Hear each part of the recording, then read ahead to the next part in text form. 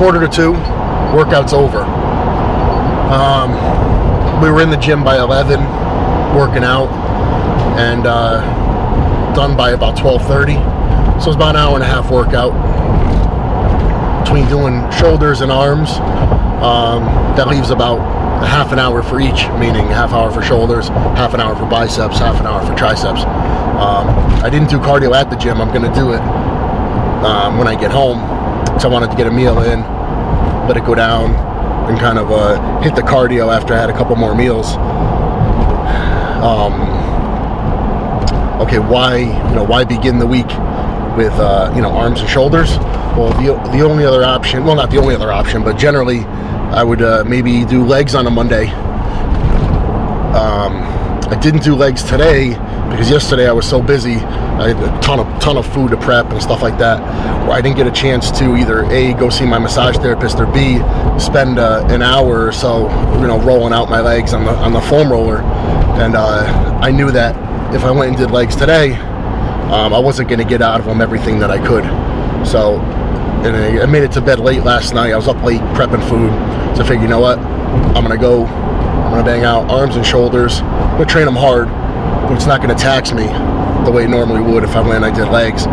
So that way, I'm going to get this workout done today. I'm going to get home, get some stuff squared away, and get to bed early tonight and get up tomorrow and just trash legs.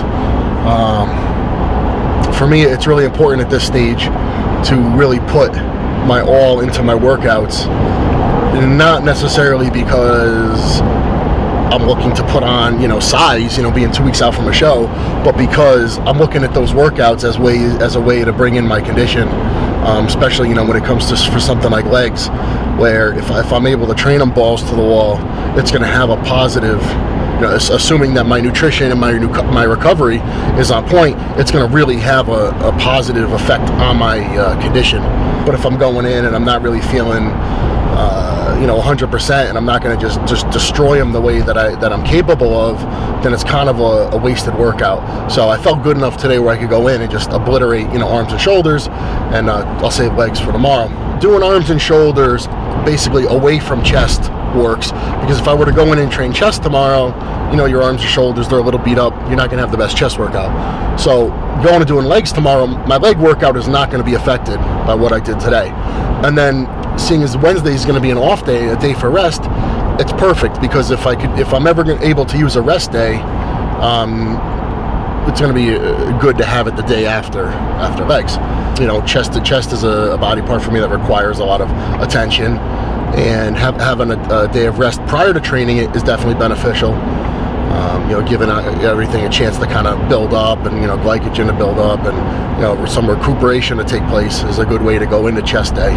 And then I'll go in and hit back on Friday, and training chest on Thursday won't affect back on Friday. And then I'll go in on Saturday and just do hamstrings and calves. And some people might say, well, if we're doing back on Friday, why do hamstrings and calves on Saturday, considering you're probably going to deadlift for back? And then once you go in on Saturday, are you going to deadlift for hamstrings? And the answer is yes, I do. I deadlift 2 days in a row. And that may seem strange or like too much, and normally I would probably agree with you.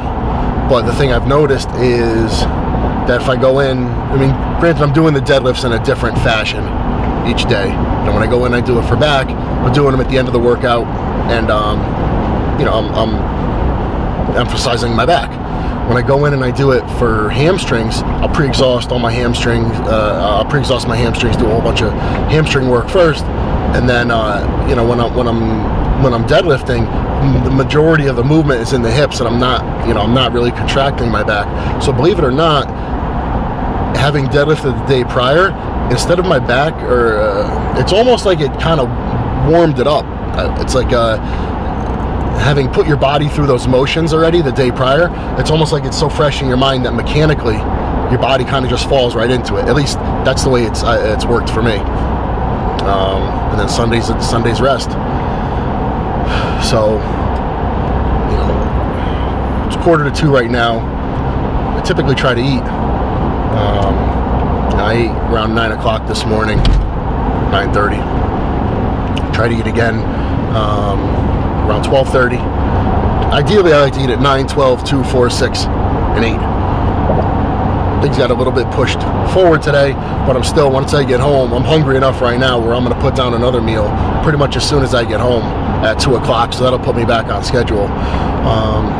Honestly, that's such a huge part of the day, is if the eating falls out of track. If you get off track with your eating, the whole day is screwed up. So it's like when I'm pre-contest, I'm constantly looking at the clock and thinking about when I have to eat next. It's it drives me nuts, to be honest. I don't want to eat every freaking 2 hours. At least not the food I'm eating.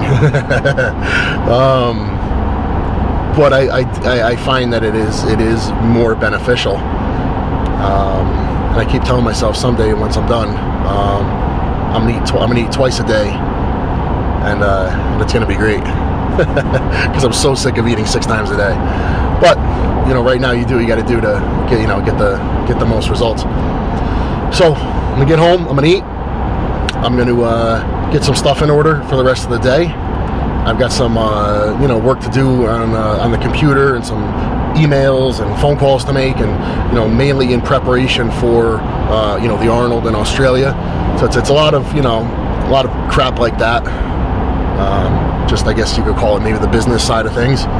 And that will be my day, because today I'm back. All day Saturday and Sunday I was busy just doing stuff. So today I was intent on getting done. Hopefully I'll be done by 6 or so tonight, and just only worry about eating, and then hopefully get to bed nice and early tonight. And that's most of the day. Meal number 3. Fish and rice. Again. A lot of it is just kind of the same thing over and over. I mean, bodybuilding by nature was kind of a lot of just regimentation and repetition and consistency, and being in a routine, right? I mean, think about all these things. Repetitions in the gym, routines in the gym. It was kind of all same thing apply to things outside of the gym. It's all about repetitions and a routine. Of course, you switch things up as necessary, but for the most part, it's the same shit day in and day out. All right. You guys saw the first 3 meals of the day, right? Breakfast was chicken with rice and a salad. Next 2 meals are both the same. 12 ounces of fish, rice, some greens mixed in. I just wanted to show you guys what the rest of my day will look like. The next 3 meals. Next meal I have will be 8 ounces of chicken, half an avocado. Then we got 8 ounces of chicken. I'll just have a salad with some vinegar. And the last meal of the day, I'll just do 6 whole eggs. As you notice, after those first 3 meals, the carbs drop off and the fats pick up a little bit. It's a lot of times people, they think about, okay, you're a pro bodybuilder. What does a day of eating look like for you? So one of the main reasons why we're doing this is to physically show you this is what it looks like. It probably isn't maybe as crazy as you expected. But I guess considering that there were, technically there'd be 3 more meals right alongside these, it is a substantial amount of food.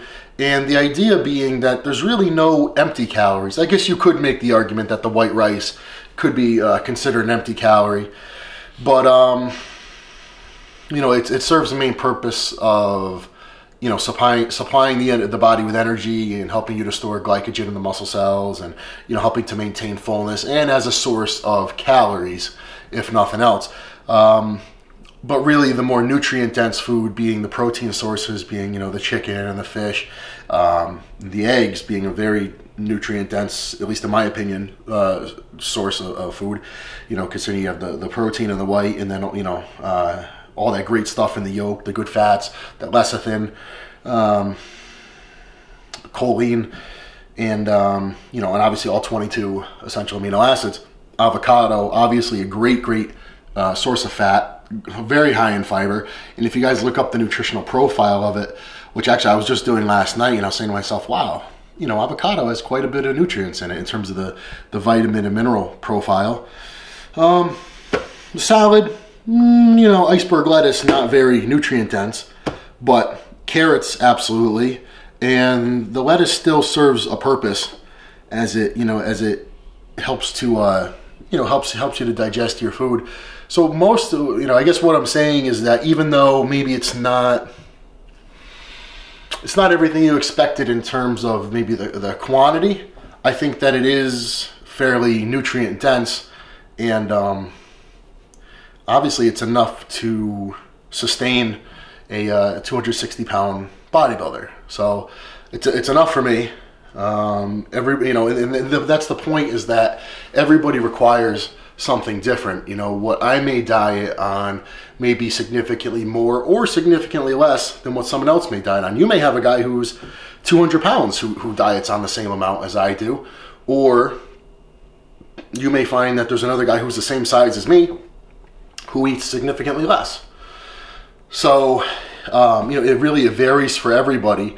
And I know that, you know, a lot of you out there watching want to know, you know, what do you do? Because, you know, whether it's in regard to training or to eating, or just the lifestyle in general, because you figure maybe that's your closest shot at, you know, gaining some insight into, you know, hopefully what makes me successful at what I do, and what might help you to have similar success.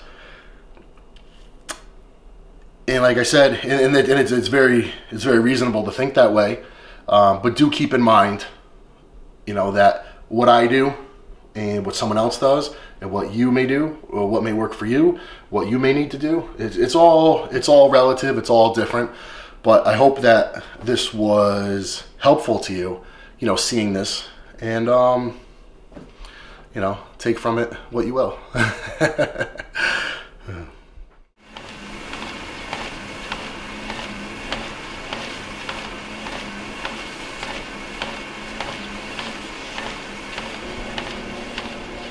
This is where I come to typically do all my cardio. It's my basement. It's a little cold down here, which is actually one of the reasons why I like doing cardio in the afternoon. Because if I come down here first thing, I'm fucking freezing. So as the day goes on, I warm up a little bit. And even from a practical standpoint, it actually works, because I always felt like after a few meals, if I do cardio, I sweat my ass off. My metabolism is definitely working a little bit more than if I come down first thing, empty stomach, and bang out some cardio.